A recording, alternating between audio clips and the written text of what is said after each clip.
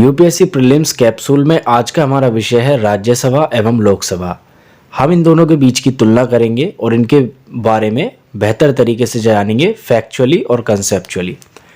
तो उससे पहले आप जानते हैं कि संसद के ये राज्यसभा एवं लोकसभा संसद के अंग हैं।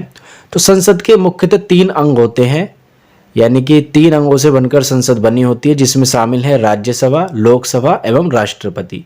राष्ट्रपति इसलिए होते हैं क्योंकि संसद द्वारा पारित कोई भी बिल जब तक अधिनियम नहीं बनता तब जब तक कि उस पर राष्ट्रपति अपने हस्ताक्षर नहीं कर देते। ठीक है, इस प्रकार संसद राज्यसभा, लोकसभा एवं राष्ट्रपति से मिलकर बनती है। अब बात करते हैं हम राज्यसभा एवं लोकसभा की।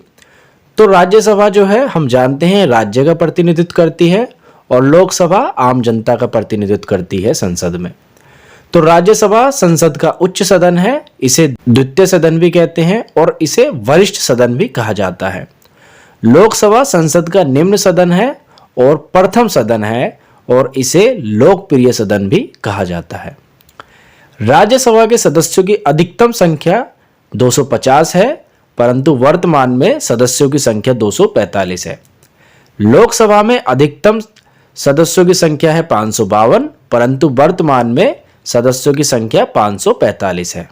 यह राज्य एवं संघीय क्षेत्रों का प्रतिनिधित्व करती है, लेकिन राज्यसभा सभी राज्यों का समान प्रतिनिधित्व नहीं करती है। ऐसा इसलिए क्योंकि किसी राज्य से राज्यसभा के सदस्यों की संख्या अधिक है तो किसी से कम है। जैसे उत्तर प्रदेश से 31 है, जबकि गोवा से या दिल्ली से मात्र 1 और 2 ही हैं। और लोकसभा यह समस्त जनता का प्रतिनिधित्व करती है। राज्यसभा में राष्ट्रपति द्वारा 12 सदस्यों को मनोनीत किया जाता है। लोकसभा में राष्ट्रपति द्वारा आंग्ल भारतीय समुदाय के 2 सदस्यों को मनोनीत किया जाता है।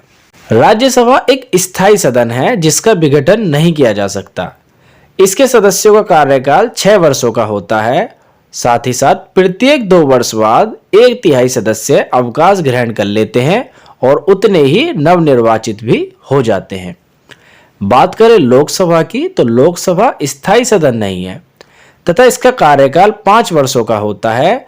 कार्यकाल पूर्ण होने के पहले भी राष्ट्रपति द्वारा प्रधानमंत्री की सलाह पर इसे भंग किया जा सकता है और इसके भंग होने पर फिर दोबारा से निर्वाचन होते हैं, इलेक्शन होते हैं और फिर नए सदस्य चुनकर आते हैं। राज्यसभा के सदस्यों का चुनाव अप्रत्यक्ष रूप से अनुपातिक प्रतिनिधित्व के आधार पर खुली मतदान प्रक्रिया द्वारा होता है, जबकि लोकसभा के सदस्यों का चुनाव व्यस्त मताधिकार के आधार पर प्रत्यक्ष रूप से गुप्त मतदान प्रक्रिया द्वारा होता है। बात करें मनी बिल की, बजट की, तो ये राज्यसभा में प्रस्तुत नहीं किए जा सकते। मनी बिल यानी जो धन विधेयक होते हैं, ठीक है, ये राज्यसभा में प्रस्तुत नहीं किए जा सकते। और ये धन विधेयक या जिसे इंग्लिश में मनी बिल कहते हैं, ये केवल लोकसभा में प्रस्तुत किए जा सकते हैं।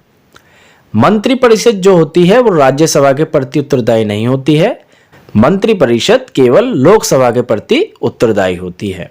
राज्यसभा द्वारा राज्य सूची के किसी विषय को राज्यसभा में उपस्थित एवं मतदान करने वाले सदस्यों के कम से कम 2/3 सदस्यों द्वारा समर्थित संकल्प द्वारा राष्ट्रीय महत्व का घोषित किया जा सकता है।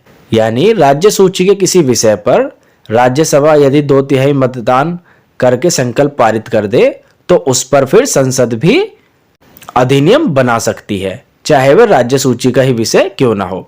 लोकसभा को यह अधिकार प्राप्त नहीं है। राज्यसभा का एक और विशेष अधिकार है अखिल भारतीय सेवाओं का सर्जन करने का। ठीक है, राज्यसभा को अखिल भारतीय सेवाओं, जैसे ये आपकी IAS, IPS, ये जो अखिल भारतीय सेवाएं हैं, इनका सर्जन करने का अधिकार भी प्राप्त है और लोकसभा को यह अधिकार प्राप्त नहीं है। ठीक है, उपराष्ट्रपति जो कि राज्यसभा के सभापति होते हैं, तो उपराष्ट्रपति को हटाने हेतु प्रस्ताव का आरंभ राज्यसभा में ही किया जाता है। लोकसभा राज्यसभा द्वारा पारित प्रस्ताव का अनुमोदन करती है। लोकसभा के भंग होने की स्थिति में आपातकाल की उद्घोषणा का अनुमोदन राज्यसभा द्वारा किया जाता है। ठीक है, लोकसभा को इस प्रकार के विशेषाधिकार की आवश्यकता नहीं होती क्योंकि राज्यसभा कभी विघटित नहीं होती। राज्यसभा का सभापति इसका सदस्य नहीं होता, यानी कि इसके जो पदेन सभापति होते हैं वो उपराष्ट्रपति होते हैं और वो राज्यसभा के सदस्य नहीं होते, जबकि लोकसभा के अध्यक्ष इसके सदस्य होते हैं तथा इनका निर्वाचन सदस्यों द्वारा किया जाता है। इस प्रकार हमने राज्यसभा और लोकसभा के बीच एक तुलनात्मक अध्ययन किया है, इन दोनों के बारे में जाना है। इसमें हमने राज्यसभा के विशेष अधिकार भी जाने, जो कि है अखिल भारतीय सेवाओं का सर्जन और राज्य सूची के किसी विषय को राष्ट्रीय महत्व का विषय घोषित करना। साथ ही साथ हमने लोकसभा के भी विशेष अधिकार जाने, जैसे मनी बिल, ठीक है, धन विधेयक को केवल लोकसभा में ही प्रस्तुत किया जा सकता है।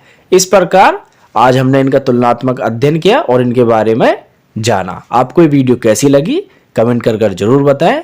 वीडियो अच्छी लगी हो तो लाइक करें, चैनल को सब्सक्राइब करें। धन्यवाद।